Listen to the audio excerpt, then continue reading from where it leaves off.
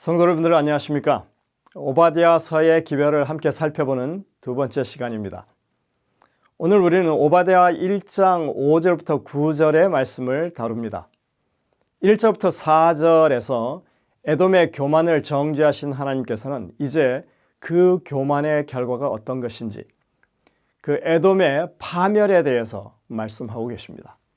교만은 패망의 선봉이라고 하는 말씀처럼 에돔은 처참한 최후를 맞게 될 것이라고 말씀합니다.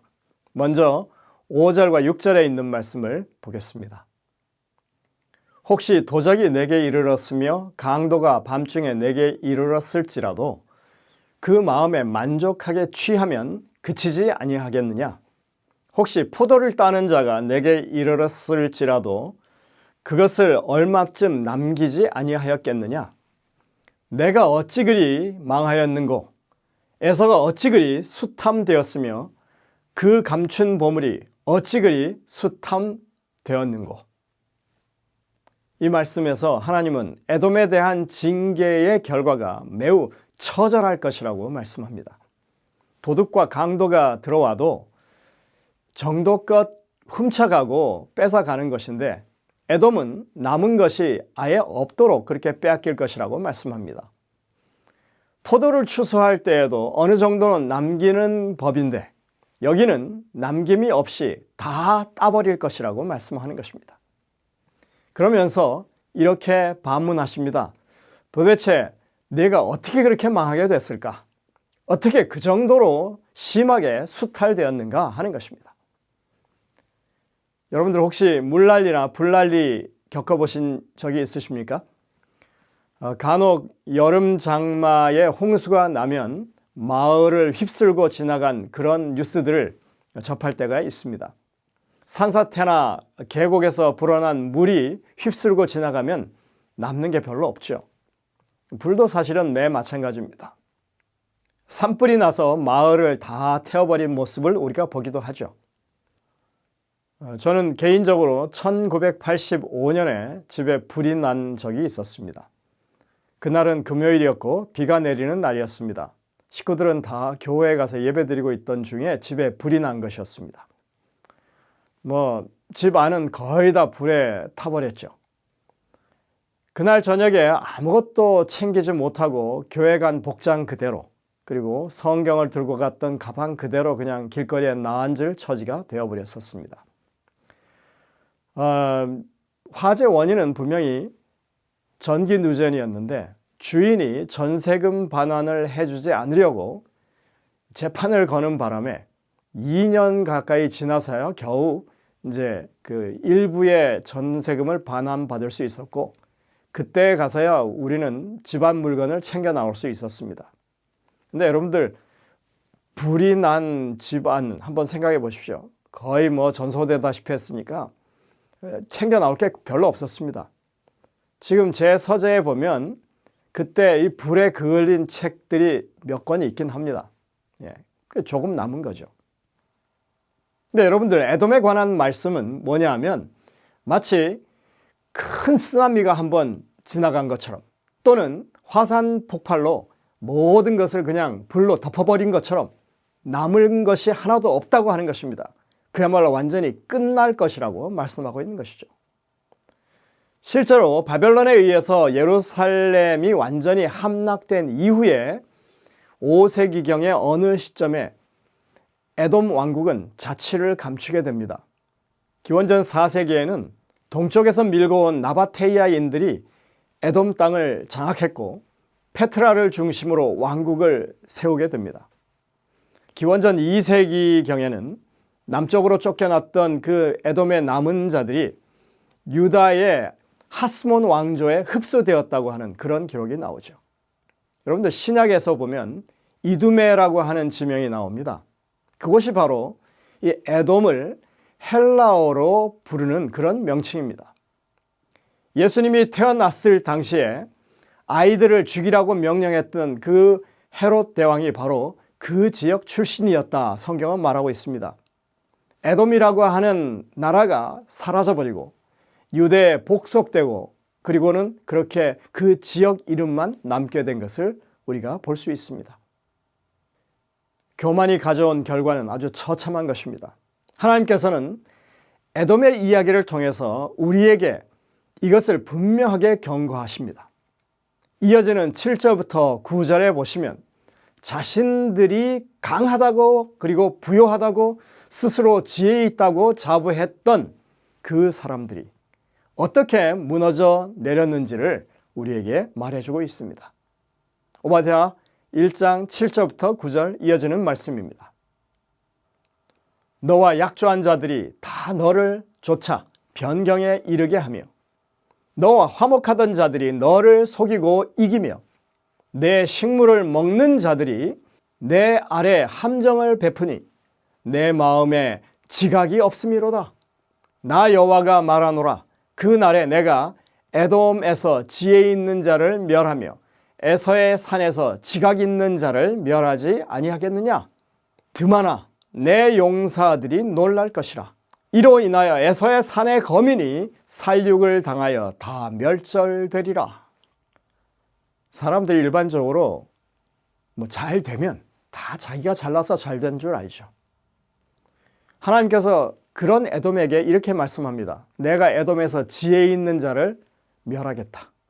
지각 있는 자를 멸하겠다. 드만의 용사들이 놀라게 될 것이다. 이렇게 말씀하고 있습니다. 그들이 살던 지역은 사해 남쪽의 험한 산악지대였습니다. 그런데 바로 그 옆에는 왕의 대로라고 부르는 무역로가 있었습니다. 농사할 평지가 있었던 것입니다. 여러분들, 이 천의 산악 요새 그리고 무역을 통해서 부를 축적할 수 있었습니다. 그리고 평지에서 농사로 통해서 그들이 무엇든지 먹을 것을 조달할 수 있었습니다. 이런 좋은 조건이 또 어디 있겠습니까? 그들은 하나님 없이도 이 땅에서 잘 먹고 잘 살 수 있다고 그렇게 자부했던 그런 사람들입니다. 민수기 20장 17절에 보면 모세가 에돔 왕에게 그 땅을 통과하게 해달라고 요청하는 그런 내용이 나오고 있습니다. 근데 거기에 보면 그들의 지형이 어땠는지를 우리가 엿볼 수 있습니다. 청하건대 우리에게 당신의 땅을 지나가게 하소서. 우리가 밭으로나 포도원으로 지나가지 아니하고 우물물도 마시지 아니하고 왕의 큰 길로만 지나가고, 여기 왕의 큰 길은 바로 왕의 대로를 가리키는 말입니다. 당신의 지경에서 나가기까지 왼쪽으로나 오른쪽으로나 치우치지 아니하리이다. 이렇게 전령을 통해서 에돔 왕에게 통보를 하고 요청을 한 거죠. 근데 여기 보면 에돔 땅에 밭도 있고 포도원도 있다고 말합니다. 여러분들, 이런 산지에 무슨 밭이고 포도원이 있겠습니까? 그런데 이 산지 바로 옆에 이런 평지가 있는 것입니다. 그리고 그 길은 왕의 대로라고 부르는 무역로였습니다. 그 길을 통해서 곧바로 모압을 지나서 요단강까지 갈 수 있었던 것입니다. 이 좌로나 우로나 치우치지 않고 그 길로만 가겠다. 심지어 우리가 물도 사 먹겠다. 당신들의 농사에 전혀 지장을 주지 않겠다. 이런 요청에도 불구하고 에돔 왕은 아량을 베풀지도 선대하지도 않습니다. 이들은 모세의 요청을 거절합니다. 형제 국가였음에도 불구하고 그들은 하나님이 이끄시는 백성을 배척한 것입니다. 다른 말로 하면 하나님을 배척한 것입니다. 교만이라고 하는 것은 그 마음에 하나님의 자리가 없는 것입니다.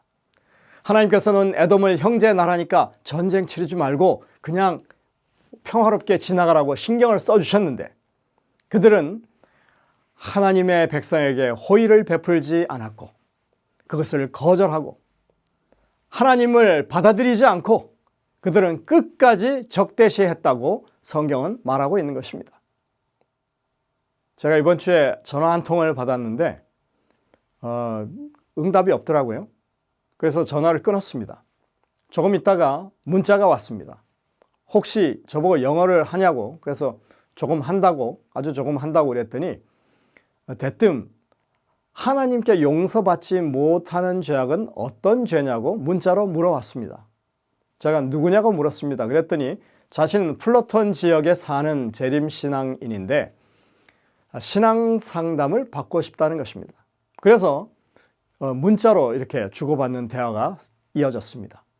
저는 용서받지 못하는 죄는 하나님이 우리를 용납하시고 용서하신다는 사실을 끝까지 믿지 않고 그것을 받아들이지 않는 죄라고 답을 해줬습니다. 그랬더니 자신의 이 반복된 죄가 어떤 것인지, 어떻게 하면 그 죄에서 빠져나올 수 있는지 물었습니다.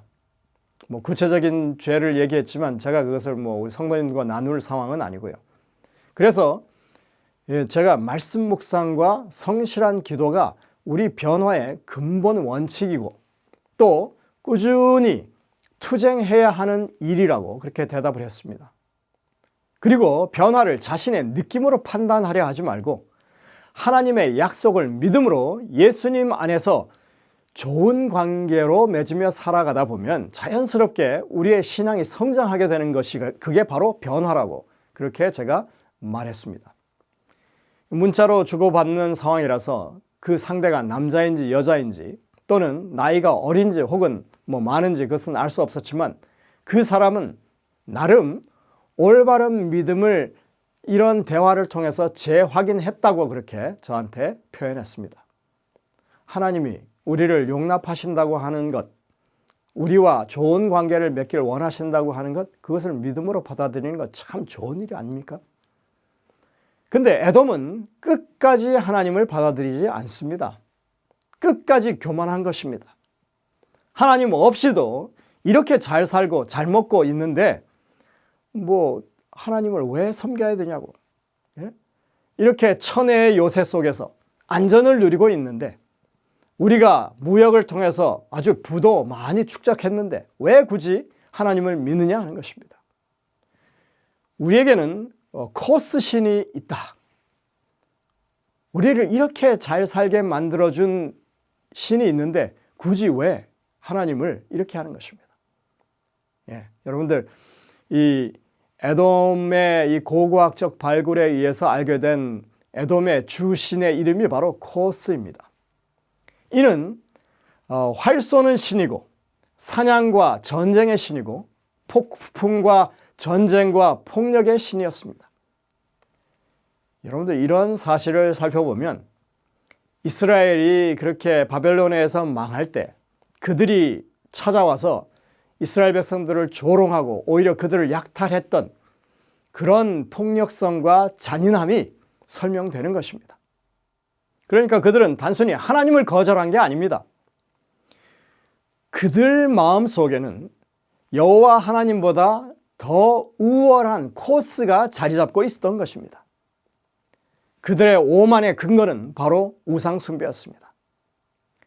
물질적인 풍요와 군사적인 우월성 그리고 자신들의 지혜로움 이 모든 것이 그들의 신의 혜택이라고 그들은 생각하고 있었던 것입니다.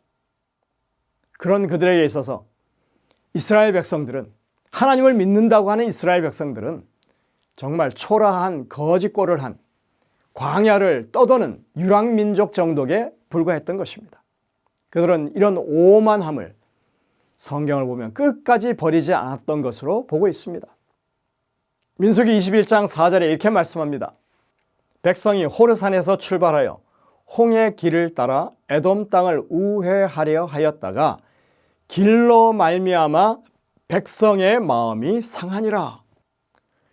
민수기 21장의 이 말씀은요, 에돔 왕이 모세의 요청을 거절했기 때문에 그들이 결국은 에돔 땅을 지나지 못하고 밑으로 남하했다가 다시 길을 우회해서 모압 땅 쪽으로 가는 그 여정을 설명하고 있는 것입니다. 사실 에돔을 그대로 지나서 모압으로 갔더라면 200km 정도면 다 갔을 거예요. 하지만 이렇게 돌아가는 바람에 2배가 넘는 400여 킬로미터를 그들이 가야 했던 것입니다. 그리고 에돔을 통과하는 길은 왕의 대로였기 때문에 훨씬 평탄하고 안전한 길이었던 반면에 그들이 남쪽으로 다시 내려왔다가 다시 돌아서 가는 그 길은 사막과 광야의 길이었기 때문에 아주 험준한 그런 길이었습니다. 위험을 감수해야 되는 그런 길이었죠. 여기 보면 이러한 수고로움, 고통 때문에 하나님의 백성들이 뭐 했다고요? 마음이 상했다 말하고 있습니다. 에돔 때문에 멀고 험한 사막길로 돌아가면서 백성들의 불만이 터져 나오는 것입니다. 여러분들, 이때가 바로 광야 생활의 막바지 단계였습니다. 수십 년 동안 광야에서 떠돌던 이스라엘 백성들, 이 성경은 그들의 마음이 상했다고 표현하고 있는데 그럴만하죠. 그들은 또다시 모세에게 불평과 불만을 아주 쏟아내 버립니다. 그래서 결국은 불뱀들이 나와서 그들을 물고 많은 사상자가 생기게 됩니다. 하나님께서 놋뱀을 만들어 세우라고 하셨고 그것을 쳐다보는 사람이 구원받겠다고 하시는 그 사건이 바로 여기서 일어났던 것입니다. 에돔의 이러한 행태는 하나님의 사업에도 많은 지장을 초래한 것입니다. 에돔의 오만과 교만으로 하나님의 백성들에게 막대한 피해를 입히게 된 것입니다. 그래서 이 에돔 왕의 거절 사건은 이스라엘과 에돔의 관계를 보여주는 아주 상징적인 사건으로 여기 기록되어 있는 것입니다. 이스라엘이 그 왕국을 세웠을 때에도, 이스라엘 나라가 망했을 때에도 그들은 여전히 적대적인 관계에서 미워하고 또 이스라엘을 저주하는 마음을 버리지 않고 있었다고 성경은 우리에게 말하는 것입니다. 그들은 자신들에게 멸망이 선고되는 순간까지 하나님을 거절하고 그 형제를 선대하지 않는 상황이었습니다. 그렇기 때문에 그들의 멸망이 엄중하고 철저했다고 성경은 말합니다. 오바댜 1장 7절에 보시면 이렇게 말합니다. 너와 약조한 자들이 다 너를 쫓아 변경에 이르게 하며 너와 화목하던 자들이 너를 속이고 이기며 내 식물을 먹는 자들이 내 아래 함정을 베푸니 내 마음에 지각이 없음이로다. 여기 보십시오. 에돔은 멸망을 당하는 그때 정말 큰 배신을 경험하게 될 것이라고 말씀하고 있습니다. 그와 약조했던 자들, 무역으로 서로 조약을 맺었던 사람들이죠. 화목했던 사람들, 에돔 아래에서 식물을 먹던 그런 사람들이 다 배반하고 그들을 치는데 함정까지 파가면서 그 침략자들에게 협력할 것이라고 지금 말씀하고 있습니다. 자신들이 의지하고 자기 편이라고 여겼던 사람들이 다 돌아선다는 것입니다. 그들이 이제껏 구축해왔던 관계라고 하는 것이 이익을 목적으로 했던 것이었기 때문에 언제든지 그 관계가 끊어질 수 있는 것이고 배반이 가능했던 것입니다. 우리가 아는 속담에 눈 뜨고 코 베인다는 그런 말처럼 세속적으로 이익을 위해서 맺어진 그런 관계는 결코 진정한 사랑의 관계로 존재하지 않습니다. 우리가 성경에서 하나님과의 언약 관계를 말하고 있지만 사실 예로부터 인간의 언약 관계는 언제나 오래가지 못했습니다. 하나님의 언약은 영원한 것이지만 인간의 관계는 항상 끊어지고 배반으로 점철된 것입니다. 왜냐하면 언약을 맺은 당사자들 자체가 진실하지 않은 사람들이기 때문에 그렇습니다. 그런 의미에서 인간은 배신하는 존재라고 말하는 게 맞습니다. 우리 속담에 믿는 도끼에 발등 찍힌다는 그런 말이 있죠. 성경에서도 사람을 믿어서는 안 된다고 분명히 가르칩니다. 만물보다 거짓되고 심히 부패한 것은 사람의 마음이라. 여호와께 피하는 것이 사람을 신뢰하는 것보다 낫고 방백들을 신뢰하는 것보다 낫도다. 여러분들 오늘날 세상을 한번 보십시오. 최근에 가장 뜨거운 그런 이슈는 이 보이스 피싱이라고 하는 범죄죠. 텔레마케팅 사기 이런 것입니다. 이런 범죄들이 판을 치고 있는 세상 아닙니까? 심지어 국가 간의 조약, 약속마저도 쉽게 파기해버리는 그런 상황을 우리가 목도합니다. 이익 앞에서는 신뢰나 진심이나 이런 것들이 전혀 필요가 없는 것이죠. 이렇게 에돔은 오래전부터 이 죄악된 세상의 모습을 우리에게 그렇게 보여주고 있었습니다. 우리는 이와 비슷한 모습을 요한계시록에서 바벨론의 멸망하는 이야기 가운데서 그 패턴을 발견할 수 있습니다. 사실 우리는 에돔을 향한 기별 가운데서 종말론적인 기별을 접할 수 있습니다. 요한계시록의 말씀들을 한번 여러분들 살펴보시겠습니다. 계시록 17장 16절입니다. 바벨론의 멸망에 관한 이야기인데, 내가 본 바 이 열 뿔과 짐승은 음녀를 미워하여 망하게 하고 벌거벗게 하고 그의 살을 먹고 불로 아주 사르리라.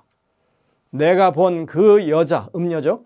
음녀는 땅의 왕들을 다스리는 큰 성이라 하더라. 계시록 18장 9절 10절입니다. 그와 함께 음행하고 사치하던 땅의 왕들이 무서워하며 멀리 서서 이르되 화이또다 화이또다 큰 성 바벨론이여. 18장 15절 16절 바벨론으로 말미암아 치부한 이 상품과 상인들이 그의 고통을 무서워하여 멀리 서서 이르되 화이또다 화이또다 큰 성이여. 이 말씀을 정리하면 이렇습니다. 열뿔 가진 짐승, 그 위에 앉아있는 음녀, 이 둘은 모두 다 바벨론의 타락한 세력을 말하죠. 짐승은 정치적인 세력이고 음녀는 종교적인 세력을 가리킵니다. 마지막 장면은 이 둘 사이가 깨어져서 상대를 죽이는 그런 모습입니다. 배반이 있는 것입니다. 그리고 이 바벨론 세력에 동조하고 공생했던 이 땅의 왕들, 막대한 부를 얻었던 상인들 모두가 여기 보면 멀리 서서 바벨론의 멸망을 안타깝게 지켜본다, 이런 내용이 나오는 것이죠. 이 모습은 마치 에돔의 멸망에서 보여진 하나의 패턴을 우리에게 보여주고 있는 것입니다. 그 멸망에 가까우면 동맹자들이 배신합니다.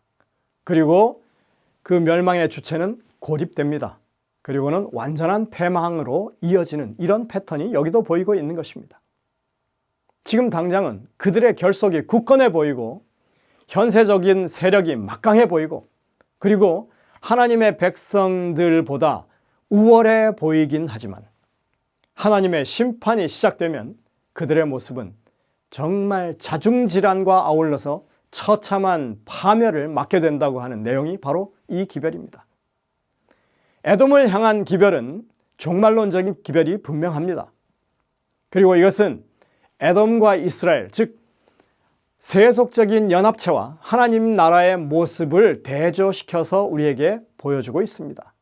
세속적인 결속은 이 공동체로 구성되어 있고 하나님 나라는 구원 공동체라고 하는 것입니다. 그들에게 있어서 물질적인 이익이라고 하는 것이 그들이 맺는 관계의 수단과 목적인 것이고 교회에게 있어서 하나님의 사랑이 관계를 맺는 수단과 목적이라고 하는 것이 크게 구별되는 것입니다. 어쩌면 마지막 시대에 교회가 중시해야 할 가치가 무엇인지 우리에게 분명하게 보여주는 그런 단면인 것입니다. 마지막 시대에는 두 가지 교회가 남을 것입니다. 첫째는 인간관계를 중시하는 이익 집단으로서의 교회. 둘째는 구원 공동체로서의 정말 하나님의 사랑을 통한 교제를 하는 그런 교회. 여러분들, 오늘날 우리는 이 시대에 어떠한 교회가 되어야 할까요? 우리의 선택은 무엇이 되어야 할까요? 주님께서는 언제나 우리에게 그렇게 말씀하십니다. 너희는 먼저 그의 나라와 그의 의를 구하라. 그리하면 이 모든 것을 너희에게 더하시리라. 주님께서 이 땅에 오셔서 그렇게 모든 것을 모본으로 우리에게 보여주시면서 하신 믿음의 모본이 바로 그것입니다. 교회는 하나님의 구원 공동체로 존재합니다. 여기서 가치 있는 것은 하나님의 의이지 우리의 물질적인 풍요가 아닙니다. 이 모든 것들은 하나님의 의를 추구하기 때문에 우리에게 따라오는 것들이지요. 그러나 오늘날 얼마나 많은 교회에서 이 우선순위가 바뀌어 있는지 모릅니다. 여러분들, 오늘 우리는 다시 한번 우리의 갈 길이 무엇인지 분명하게 바라보고 그쪽을 선택하는 그런 지혜로운 하나님 백성들 되시기를 간절히 바랍니다. 기도하시겠습니다.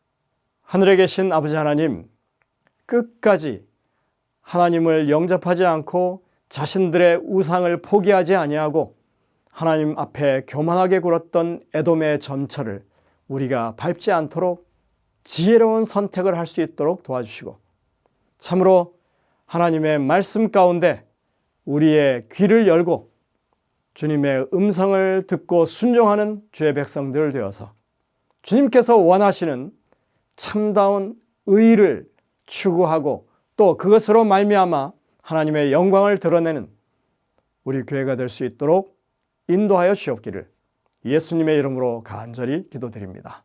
아멘.